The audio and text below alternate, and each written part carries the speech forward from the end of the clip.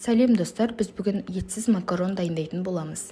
Бір пиязды осылай майға қуырамыз, қызартып, сарғайтып тұрып қуырсаңыздар болады. Одан кейін біз жарты болгар бұршын қоссақ болады, және 4 картопты қосамыз. Одан кейін томат, роллтон және де макарон. Тұз да бар, тұзды да қосу керек арасында, және бір чеснок және 2-3 ас қасық сметана да қажет болады. Осылай қызартып алғаннан кейін болгар бұршын турап, одан кейін пастаны қосатын боламыз. Бір ас қасық томаттай паста қосып жібердім, қызылдатып қуырдым осылай. Қуырғаннан кейін үстіне тағы су құйып жібердім, картошканы турап салдым, чеснокты салдым, және арасында сметананы, 1-2 ас қасық сметана қосып жібердім. Оны видеоға түспей қалыпты.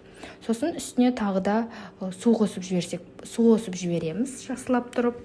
Үстіне қоюырақ масса болғаннан кейін тағы су құямыз, осылай қайнаған суды. Осылай жақсылап пісу керек.